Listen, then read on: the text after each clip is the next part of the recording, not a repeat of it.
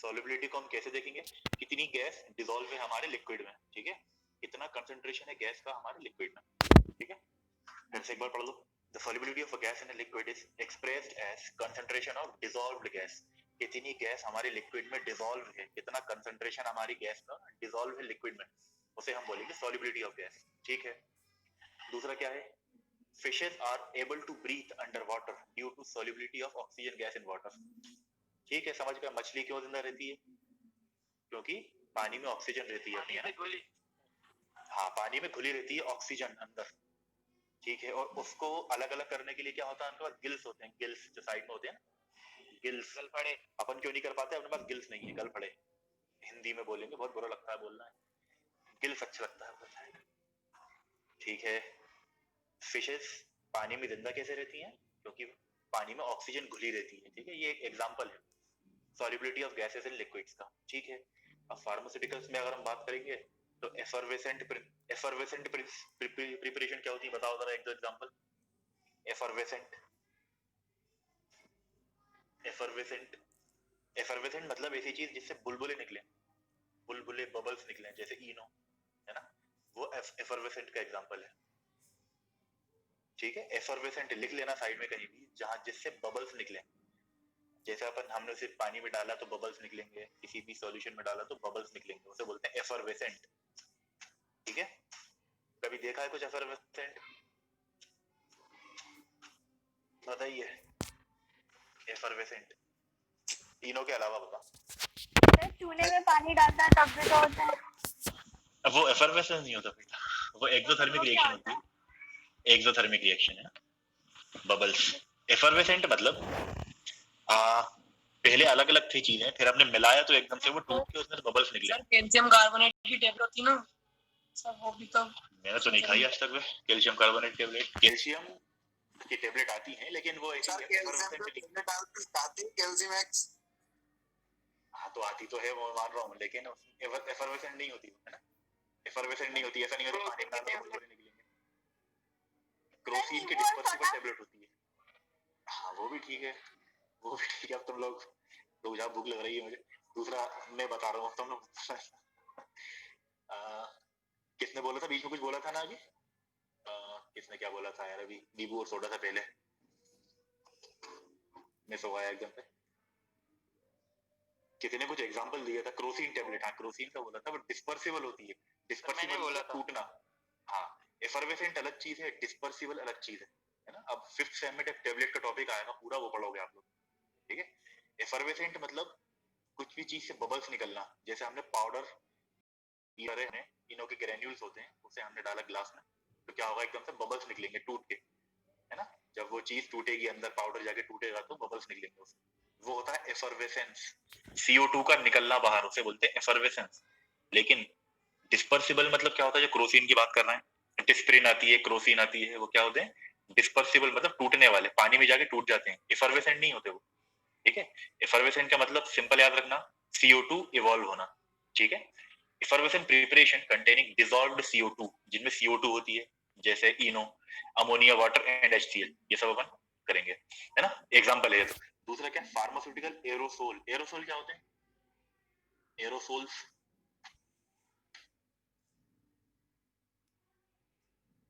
Sir आवाज cut रही, hello. Aerosol क्या होते हैं बेटा, एरोसोल, फार्मास्यूटिकल एरोसोल्स लिखा है सामने, क्या होता है वो एरोसोल्स, कोई बताएगा, फर्स्ट सेम में पढ़ा होगा डोजेज फॉर्म में, ग्रीस वगैरह। Aerosols sir solid particles liquid में ड्रॉपलेट होते हैं एयर, सॉलिड पार्टिकल लिक्विड में ड्रॉपलेट होते हैं, हाँ सर। एरोसोल्स, एरोसोल्स एयर क्या होती है, गैस होती है, हाँ सर, है ना, और परफ्यूम वगैरह में होते हैं, हाँ वेरी गुड। एरोसोल क्या होता है, वॉलिनी स्प्रे लगाया किसने, Volini spray, sir yes sir, हाँ, तो क्या होता है उसमें, ये एरोसोल का एग्जांपल है, वॉलिनी स्प्रे, अपना परफ्यूम घर में जो हम लगाते हैं, और ओमनी जेल स्प्रे, हाँ ओमनी जेल स्प्रे है, और वॉलिनी है, और ये सब जितने भी स्प्रे आते हैं स्प्रे, वो क्या होते हैं, अपने एरोसोल। फार्मास्यूटिकल स्प्रे में वॉलिनी ये सब आता है, लेकिन जो नॉर्मल स्प्रे होते हैं, अपने घर में फॉग का डीओ रखा है, बहुत सारे डीओ रखे हैं, परफ्यूम रखे हैं, वो क्या होते हैं, एरोसोल होते हैं, याद रखना इस चीज को बहुत अच्छे, है ना। एरोसोल कहते हैं एरोसोल्स, क्यों बोलते हैं एरोसोल, बताओ जरा, एरोसोल क्यों बोलते हैं? सर हवा में घुलनशील होते हैं। हवा में घुलनशील नहीं, एयर का सॉल्यूशन बना होता है लिक्विड के साथ, ठीक है। हवा घुलनशील होती है किसके अंदर? लिक्विड के अंदर। एयर का सॉल्यूशन हाँ, होता वही है मतलब मिक्स होते हैं किसमें? उसमें। लिक्विड में। मिक्स होते हैं, है ना। अपन किसकी बात कर रहे हैं? अपन solubility of gas in liquid. तो एयर क्या है? गैस है, और उसे कहाँ मिक्स कर रहे हैं हम? लिक्विड में। इसे बोलते हैं एरोसोल। जब भी परफ्यूम देखो, घर में कुछ भी देखो, स्प्रे देखो, ब्लैक हिट आता है मच्छर मारने का, कॉकरोच मारने का, वो क्या होते हैं? एरोसोल होते हैं, याद रखना अच्छे से। फार्मास्यूटिकल एरोसोल में हम क्या बोलेंगे? वॉलिनी जेल और स्प्रे, जितने भी हमारे स्प्रे आते हैं, मूव का स्प्रे आने लगा अब तो, ठीक है। ये सब क्या है? फार्मास्यूटिकल एरोसोल हो गए। कंटेनिंग नाइट्रोजन और CO2s प्रोपेलेंट। कोई इसका मतलब बताएगा? अच्छा, प्रोपेल क्या होता है? प्रोपेल फेंकने योग्य। अबे डिक्शनरी खोल के बैठा क्या? No sir. ठीक है, फेंकने योग्य। कल कौन बोल रहा था? मोलर था, प्राशु बोल रहा था, है ना? मोलर था, सर ठीक है। हाँ, प्रोपेलेंट। प्रोपेल करना मतलब फेंकना, धकाना, ठीक है। धकाना किसी चीज को, जैसे जहाज के नीचे वो लगे होते हैं घूमने वाले, वो क्या करते हैं? जहाज को आगे धकाते हैं, उन्हें क्या बोलते हैं? प्रोपेलर बोलते हैं, ठीक है। प्रोपेलेंट, प्रोपेल करना मतलब धकाना किसी चीज को, धकाना, दूर करना। जहाज के नीचे जो घूमने वाले लगे होते हैं पंखे, वो क्या करते हैं? धकाते हैं जहाज को आगे, उसे क्या बोलते हैं? प्रोपेलेंट। तो अब देखो, हमारे पास वॉलिनी स्प्रे है, अब हमने बटन दबाया, ऊपर का वॉल्व दबाया, तो ऐसा तो है नहीं कि गैस अपने आप बाहर आ जाएगी, कोई उसे बाहर धकाएगा तभी तो आएगी ना, है ना। उसे बोलते हैं प्रोपेलेंट। जो चीज एरोसोल में डली होती है, किसके लिए? बाहर धकाने के लिए। किसको? अपने ट्रक को, ठीक है। हमने वॉलिनी स्प्रे, हमारी चोट लग गई, हमने लगाया उस पे, जैसे ही बटन दबाया तो हमारा ट्रक बाहर आया, है ना, सॉल्यूशन बाहर आई। किसने बाहर धकाया उसे? प्रोपेलेंट ने। प्रोपेलेंट क्या करता है? बाहर धकाता है। समझ गए बात को? या एक बार sir good afternoon sir. Sir एक बार और सर बता दो। ठीक है, सुन ले एक बार। एग्जाम्पल बता देता हूं मैं।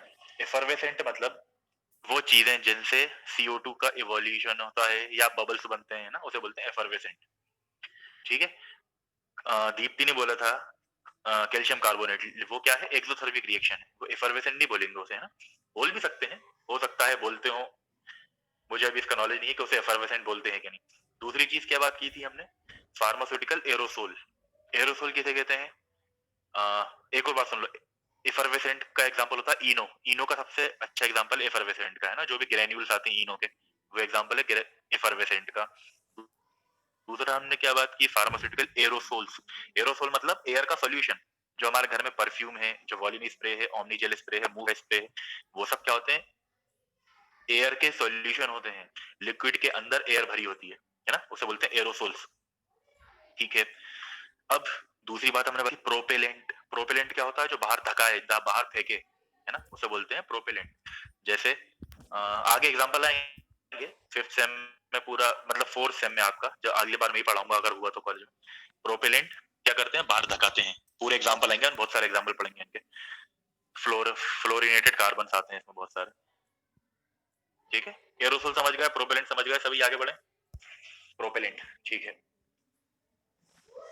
अब देखते हैं अब फैक्टर्स अफेक्टिंग, अपन ने पिछली बार पढ़ा था, बहुत सारे फैक्टर पढ़े थे, ठीक है। अब कोई बता दो कोसोल्वेंट क्या होता है जल्दी से? कोसोल्वेंट बता दो जल्दी से, क्या होता है? सर जो मतलब जो उसको डाला जाता है अलग से, मतलब जो हेल्प करता है वो करने के लिए। सॉल्वेंट के अलावा जो एक्स्ट्रा डाला जाता है उसको को सॉल्वेंट बोलते हैं। वेरी गुड, ठीक है। सॉल्वेंट के अलावा सॉल्युबिलिटी बढ़ाने के लिए जो डालते हैं हम दूसरा सॉल्वेंट, उसे क्या बोलते हैं? कोसोल्वेंट, ठीक है। अब कॉमन आयन इफेक्ट क्या था? कोई दूसरा बताओ जल्दी से। Common ion effect, common ion effect क्या था? सर किसी चीज को ऐड करना। इलेक्ट्रोलाइट को ऐड करने से दूसरे इलेक्ट्रोलाइट की, मैं बताऊं सर? हाँ, सर बता ही तो दिया precipitate होता तुमने। है अंदर आके पूछ रहा हूँ मैं, कमिन। तुमने बता तो दिया, एक इलेक्ट्रोलाइट को ऐड करते हैं तो दूसरा इलेक्ट्रोलाइट क्या होता है? प्रेसिपिटेट हो जाता है ना, क्योंकि प्रेसिपिटेट दोनों के बीच में आयंस कॉमन होते हैं, उसे बोलते हैं कॉमन आयन इफेक्ट, है ना। सिर्फ एक रिवीजन के लिए पूछा था मैंने। ये किसके फैक्टर्स थे?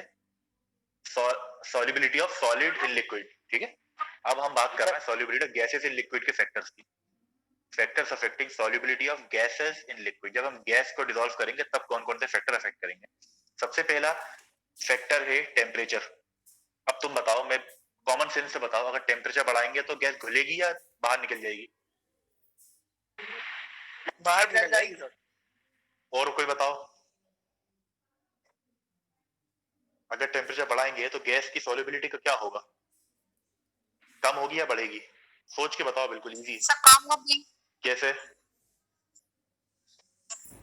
सर हीट ज्यादा देंगे तो कम होगी ना। ठीक है, बिल्कुल सही है। रीजनिंग कुछ पता है अभी किसी को? आकांक्षा ने भी सही बोला। कोई बताए अगर रीजनिंग? सर वो स्टीम्स के फॉर्म में निकली। एक तो ये होगा कि दूसरी एनर्जी या गैस तो ना, टेम्परेचर बढ़ाने से क्या होता है बताओ? टेम्परेचर बढ़ाओगे तो क्या होता है अंदर ही अंदर? सर उसके पार्टिकल और थोड़े से टूटते रहते हैं, तो मतलब छोटे पार्टिकल्स में विभाजित हो जाते हैं। जितने भी पार्टिकल्स है अंदर, है ना, जैसे वाटर में हमने कुछ भी डाल दिया तो क्या होगा, जैसे टेम्परेचर बढ़ाएंगे तो काइनेटिक एनर्जी बढ़ती है। काइनेटिक एनर्जी मतलब मूवमेंट, है ना, मूवमेंट होता है मॉलिक्यूल्स का, बहुत फास्ट हो जाता है। जितना टेम्परेचर बढ़ाते जाओगे उतनी काइनेटिक एनर्जी बढ़ती जाएगी। काइनेटिक्स याद रखना, मूवमेंट को बोलते हैं काइनेटिक। मॉलिक्यूल एक जगह से दूसरी जगह भागेंगे जल्दी जल्दी। अब क्या होगा, भाग रहे हैं तो रेंडमनेस बढ़ेगी। रेंडमनेस किसे कहते हैं? रेंडमनेस मतलब एक डायरेक्शन में नहीं भागेंगे, जहां दिल चाहेगा वहां भागेंगे, है ना, विदाउट एनी डायरेक्शन। रेंडमनेस मतलब विदाउट एनी डायरेक्शन, रेंडमली कहते हैं ना, रेंडमली चूज कर लिया हमने, कोई उसका पैटर्न नहीं है, कहीं भी भाग रहा है, यहाँ से वहां भाग रहा है। जैसे तुम लोग भागते हो, क्लास खत्म होने के बाद भागते थे, कोई वॉशरूम जा रहा है, कोई ब्रिज पे खड़ा हो रहा है ना, उसे कहते हैं रेंडमनेस, भाग रहा है। टेम्परेचर बढ़ाने से काइनेटिक एनर्जी बढ़ती है, काइनेटिक एनर्जी बढ़ने से रेंडमनेस बढ़ती है। रेंडमनेस बढ़ेगी तो क्या होगा, गैस फैलेगी, है ना। पहले क्या थी, एक जगह इकट्ठा थी, जब टेम्परेचर बढ़ा तो गैस फैल रही है क्योंकि रेंडमनेस बढ़ रही है। फैलेगी तो क्या होगा, सॉल्युबिलिटी कम होगी, है ना। अब पढ़ो इसे अच्छे से, नीचे लिखा है, ठीक है। When temperature increase, जब हम टेम्परेचर बढ़ाते हैं, solubility of gas and liquid decrease, ठीक है, सिंपल है। solubility क्या होगी, कम होगी गैस की लिक्विड में। जैसे ही हम टेम्परेचर बढ़ाते हैं तो solubility कम होगी, ठीक है, समझ में आ गया। आगे बढ़ते हैं, अब क्या है, अब उसका रीजनिंग लिखिए नीचे। When temperature increase, the kinetic energy of molecule increase, ठीक है। जैसे ही हमने टेम्परेचर बढ़ाया तो काइनेटिक एनर्जी क्या थी, मूवमेंट था, है ना, इस एनर्जी से मूवमेंट होता है तो वो बढ़ेगी। जब मूवमेंट बढ़ेगा तो पार्टिकल यहाँ से वहां भागेंगे, है ना, जो मॉलिक्यूल्स है वो यहाँ से वहां भागेंगे, which result in random motion. तो इससे क्या होगा, रैंडम मोशन होगा, है ना, कहीं भी भाग रहे हैं। तो जब रैंडम मोशन होगा तो गैस एक्सपेंड होगी, एक्सपेंड होगी तो बाहर निकलेगी, ठीक है, लिक्विड को छोड़कर वो बाहर आ जाएगी। तो क्या होगा, सॉल्युबिलिटी कम होगी। एक बार पढ़ना अच्छे से, समझ में आ गया सबको? एक बार और बताऊं, सुन लो, मैं बता ही देता हूँ, फिर आगे बढ़ते हैं। जब भी हम टेम्परेचर बढ़ाएंगे तो गैस क्या होगी, गैस की सॉल्युबिलिटी कम हो जाएगी, गैस बाहर निकल जाएगी, है ना। क्यों होता है ऐसा, व्हेन टेम्परेचर इंक्रीज। अच्छा ये बताओ तुम लोग, सिलेंडर क्यों फटता है? सिलेंडर क्यों फटता है, गैस का सिलेंडर? सर बहुत ज्यादा मतलब गैस हो जाती है, भर जाती है, फिर अचानक ही फूट जाता है। नहीं, ऐसा नहीं होता। बोल सही रहा हो तुम, लेकिन तुमने गलत उस समय बोला। होता क्या है, देखो, सिलेंडर कभी नहीं फटेगा, लेकिन अगर जब वो गर्म हो गया सिलेंडर तो फट जाएगा। क्यों? क्योंकि टेम्परेचर बढ़ गया अंदर की गैस का। जैसे ही टेम्परेचर गैस का बढ़ेगा, सिलेंडर गर्म मत होने देना कभी भी। सिलेंडर में कुछ भी करो, बस गर्म मत होने देना। जहां वो गर्म हुआ, गर्म होगा तो अंदर की गैस क्या है, वो रैंडम काइनेटिक एनर्जी बढ़ेगी मॉलिक्यूल्स की। काइनेटिक एनर्जी बढ़ेगी तो रैंडम मूवमेंट बढ़ेगा। रैंडम मूवमेंट बढ़ेगा तो गैस फैलेगी, एक्सपेंड होगी। जब बहुत ज्यादा टेम्परेचर बढ़ जाएगा तो गैस इतनी एक्सपेंड हो जाएगी कि वो सिलेंडर को फाड़ के बाहर निकल जाएगी, है ना, तोड़ के उसे पूरा चीर के। इसलिए सिलेंडर फटता है। इसलिए कहते हैं कि कभी भी सिलेंडर को गर्मी की जगह पे मत रखो, ऐसी जगह रखो जहां पर ठंडा रहे हो। बाकी और कोई दिक्कत नहीं है गैस से, सिर्फ गर्म गर्म जगह मत रखो। यही रीजन है कि सिलेंडर फट जाता है, क्योंकि गैस इवॉल्व होती है, मतलब एक्सपेंड होती है, फैल जाती है टेम्परेचर बढ़ने से। यही इसका रीजन है। ये डायग्राम बनाया हुआ देख लेना। गैस के मॉलिक्यूल, लिक्विड के मॉलिक्यूल अलग अलग हो रहे हैं, किसकी वजह से, अपने टेम्परेचर की वजह से। सॉलिड की क्या होती थी, बढ़ती थी, है ना। अगर सॉलिड और लिक्विड की हम बात कर रहे हैं सॉल्यूशन की, उसमें अगर हम टेम्परेचर देंगे तो क्या होगा, सॉल्युबिलिटी बढ़ेगी, ठीक है। लेकिन उल्टा है किसमें, गैस में। गैस की सॉल्युबिलिटी कम होती है, याद रखना बहुत अच्छे से, गैस की सॉल्युबिलिटी कम होती है टेम्परेचर बढ़ाने से। अब दूसरी चीज आ गई सॉल्ट। सॉल्ट का इफेक्ट, तुमने एक बीकर में वाटर और गैस को घोल दिया, किसी भी गैस को है ना घोल दिया, एग्जांपल ले लो, अभी ज्यादा डीप मत जाना। एक किसी कंटेनर में वाटर और किसी गैस को घोल दिया, ठीक है। अब क्या सर किया, कौन सी गैस की एग्जांपल दो ना सर। कोई सी भी गैस, कोई सी भी, CO2 ले लो तुम, CO2 ले लो भैया, तुमने घोल दिया, ठीक है, कोई सी भी ले लो, अभी सिर्फ एक एग्जांपल बना के बोल रहा हूँ। कोई सी भी गैस, एक सॉल्वेंट है, उसमें हमने गैस डाल सारी और अच्छे से वो घुल गए। लेकिन फिर हमने क्या किया, तुम्हारी क्लास से कोई एक बदमाश बच्चा आया, उसने उसमें क्या करा, सॉल्ट डाल दिया, सॉल्टिंग, सॉल्ट डाल दिया, नमक डाल दिया, या कोई सा इलेक्ट्रोलाइट डाल दिया, कोई सा भी ले लो जो तुम्हें अच्छा लगे, ठीक है। क्या बोला हमने, एक वाटर का कंटेनर है, उसमें हमने गैस को फिल कर दिया, CO2 ले लो, ठीक है। कोई बदमाश आया, उसने क्या करा, सॉल्ट डाल दिया उसमें या इलेक्ट्रोलाइट डाल दिया। अब क्या होगा बताओ, क्या हो सकता है, जो अंदर की गैस थी वो बाहर निकल जाएगी, ठीक है। क्या हुआ था, सॉल्ट जब हमने डाला तो अंदर बाहर निकल जाएगी, तो क्या होगा, इस प्रोसेस को हम क्या बोलते हैं, सॉल्टिंग आउट, ठीक है। देख लो सामने लिखा है, सॉल्टिंग आउट बोलते हैं, फिर से सुन लो। एक सॉल्वेंट में गैस घुली हुई है अच्छे से, किसी ने उसमें सॉल्ट डाल दिया या इलेक्ट्रोलाइट डाल दिया, तो गैस क्या थी, बाहर निकल जाएगी, पूरी जो घुली हुई गैस थी वो एस्केप हो जाएगी। उसे क्या बोलते हैं हम, सॉल्टिंग आउट, सॉल्टिंग आउट बोलते हैं, लिखा हुआ है सामने, ठीक है। अब पढ़ना स्टार्ट करते हैं हम। Addition of other substances lower the solubility of gas. अगर हम गैस और सॉल्वेंट के अलावा कुछ तीसरी चीज डाल देंगे हम, सॉल्ट या इलेक्ट्रोलाइट, तो क्या होगा, गैस गैस क्या है, बाहर निकल जाएगी, तो सॉल्युबिलिटी उसकी कम हो जाएगी, यही लिखा है इसमें।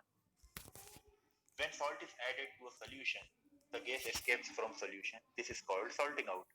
जब भी हम इस सॉल्यूशन में, गैस और लिक्विड के सॉल्यूशन में क्या डाल देंगे, सॉल्ट डाल देंगे, तो गैस बाहर निकल जाएगी, ठीक है। इसे बोलते हैं क्या, सॉल्टिंग आउट बोलते हैं। जैसे एग्जाम में क्वेश्चन आया, व्हाट इज सॉल्टिंग आउट, नहीं दूंगा फिर टेस्ट में, अगर दूंगा तो क्या लिखोगे, जैसे क्या है बोलो, कौन है ये व्याकुल बच्चा ठीक है। अब ऐसा क्यों होता है, रीजनिंग देख लो, सॉल्टिंग आउट क्यों होता है, गैस क्यों बाहर निकल रही है। देखो, जब भी गैस और कोई सॉल्वेंट घुला है, तो उन दोनों के बीच में अट्रैक्शन होगा, गैस के मॉलिक्यूल के बीच में और सॉल्वेंट के मॉलिक्यूल के बीच में।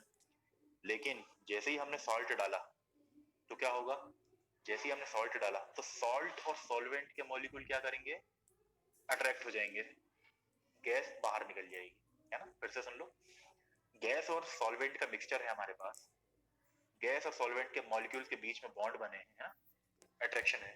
लेकिन जैसे ही हमने सॉल्ट डाला, तो क्या होगा, सॉल्ट और सॉल्वेंट के मॉलिक्यूल्स जुड़ जाएंगे और गैस इवॉल्व हो जाएगी, ठीक है। सिंपल, एक बार पढ़ना ऐसे बहुत अच्छा है। This is due to greater attraction of salt with solvent. Gas से ज्यादा अट्रैक्शन किसका है, सॉल्ट का, ठीक है। सॉल्वेंट में या तो अपन गैस खोलेंगे फिर ऊपर से सॉल्ट डाल देंगे, सॉल्ट क्या करेगा, आके सॉल्वेंट से जुड़ जाएगा और गैस को बाहर निकाल देगा, ठीक है। This weakens the gas solvent attraction, और गैस और सॉल्वेंट का अट्रैक्शन कमजोर हो जाएगा और गैस बाहर निकल जाएगी। एग्जांपल देख लेना, बीकर, मैं बीकर बहुत बनाता हूँ क्लास में, बोर्ड पे भी और अभी भी, ताकि समझ में आए अच्छे से। 2 दिन बाद भूल जाओगे तो कम से कम डायग्राम से समझ में आएगा कि गैस और सॉल्वेंट पहले मिक्स था। हाँ जी सर, जैसे बोलिए। सपोज कोई जैसे कोक लेके आए अपन, है ना, तो उसको खोलते हैं, उससे गैस रिलीज होती है, उसके बाद अपन शेक पेज पे, हाँ तो सर हाँ वो ठीक है, लेकिन उसको जैसे शेक करते हैं फिर खोलते हैं, फिर भी गैस रिलीज होती है ना उसके अंदर से, तो अगर उसके अंदर नमक डाल देंगे तो क्या उसके अंदर गैस सारी निकल जाएगी क्या? गैस तो निकल जाएगी, बिल्कुल निकल जाएगी, जैसे बोलते हैं फिर सॉल्टिंग आउट। फिर शेक करेंगे तो फिर क्या वो मतलब प्रेशर रिलीज नहीं होगा उसका? देखो, सबसे पहली बात तो शेक अपन कब करते हैं, जब वो पेक होता है या हम हाथ लगा के शेक करते हैं ना। Yes sir. ठीक है, जैसे ही तुमने कैप खोला तो पूरी गैस बाहर निकल गई, गैस के साथ कोक भी बाहर आ जाती है प्रेशर की वजह से।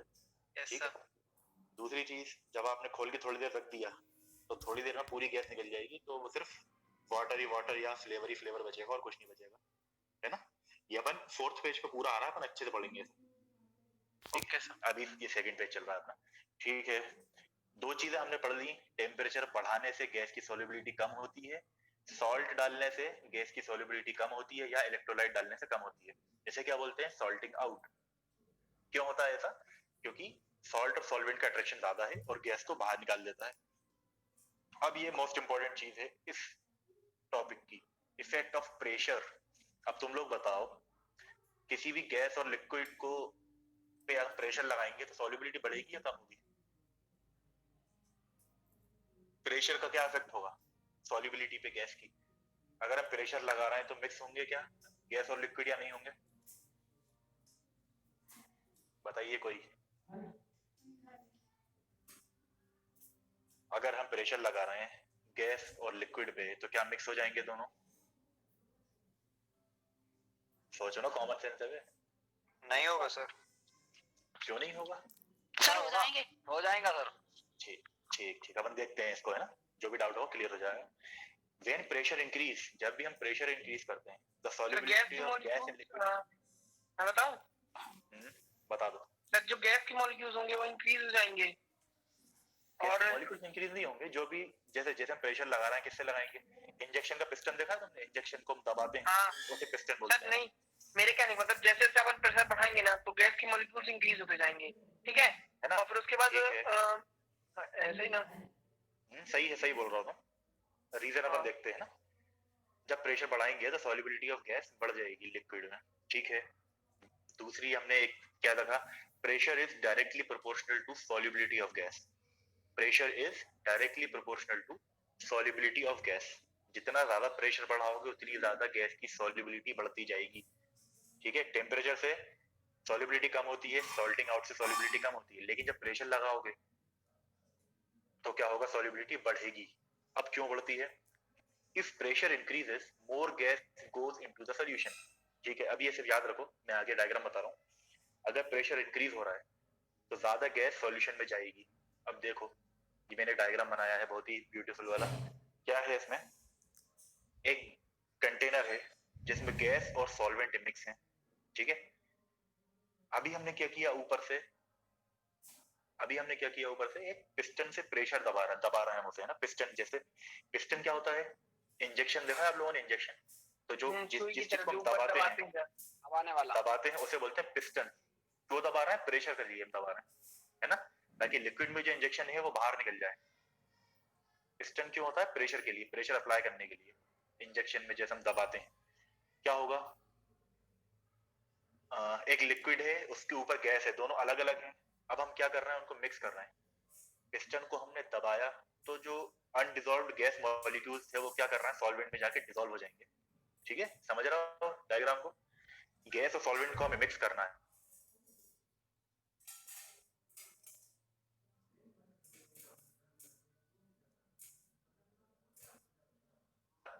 वो सॉल्वेंट में मिक्स हो जाएंगे। आवाज आ रही है मेरी?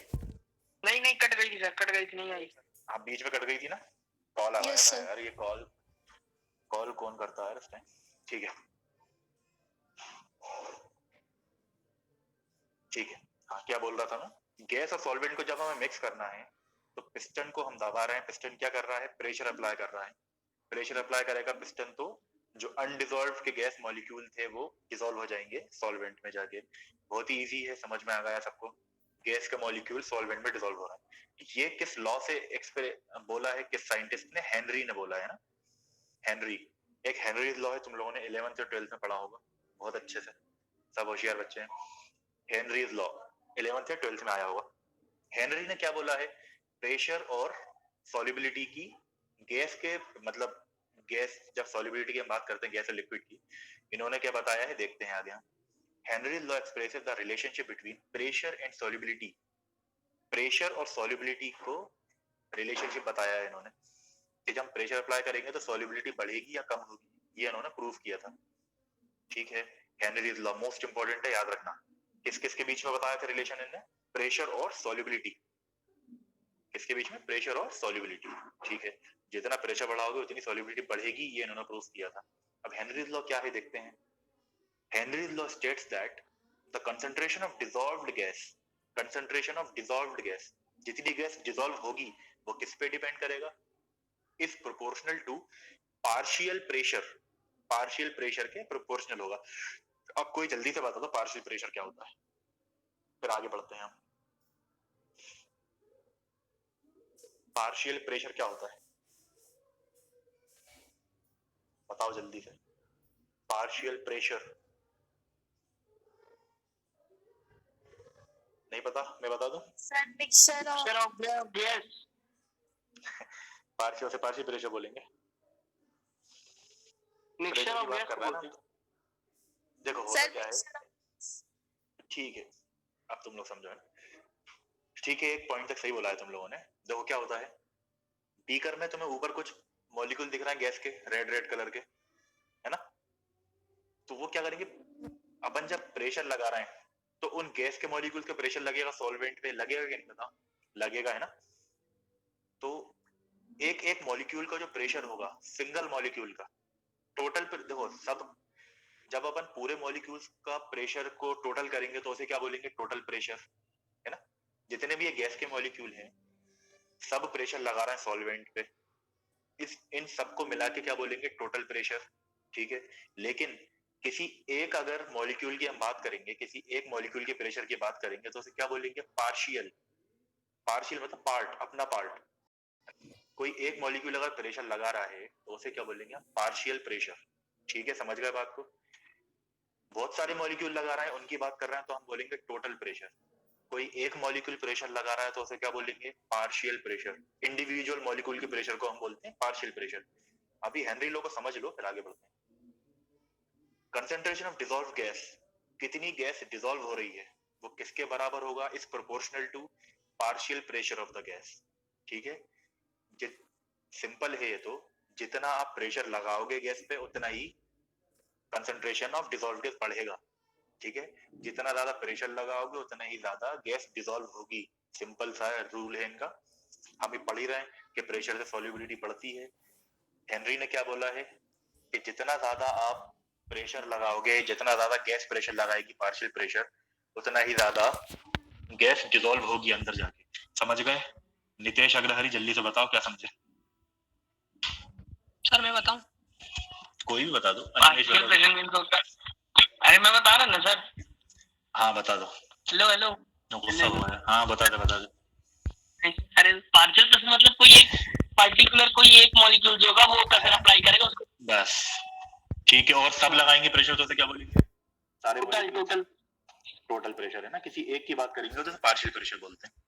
ठीक है, अब हेनरी ने क्या बोला है, सर किसी सॉल्वेंट में अपन ने गैस को अपन ने मिक्स करा तो सर उसके जो उसका जो पार्टिकल हो गए ना सर, कुछ पार्टिकल वो बिना प्रेशर के फोर्स करेंगे तो उसको बोलेंगे अपन करेंगे। तुम तो सिंपल याद रखो, करते हैं ना। सर प्रेशर का जो सॉलिबिलिटी और गैस पे जो प्रेशर अप्लाइड होगा उसका रिलेशन बताया।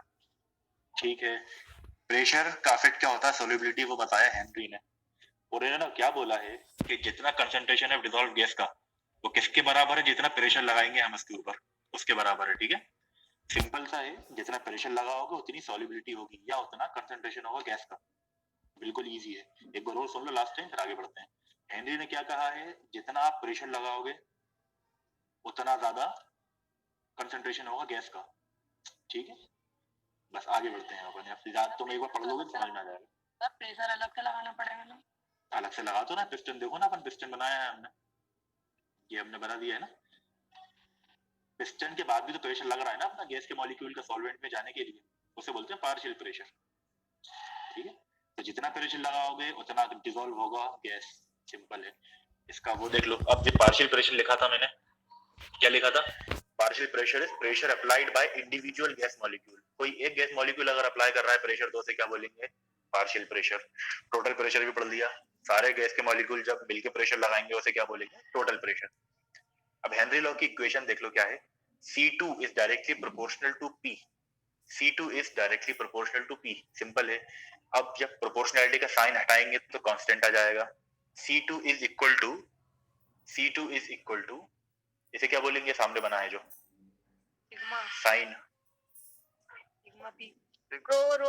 रो अरे रो नहीं, रो डेंसिटी होती है, उल्टा पी। ये सामने बना है सिग्मा, है ना, सिग्मा पी, उल्टा पी नहीं, sigma P. Sigma P, C2 equal to sigma P. C2 क्या है, concentration of dissolve gas. Henry ने बोला था concentration of dissolve gas is directly proportional to partial pressure.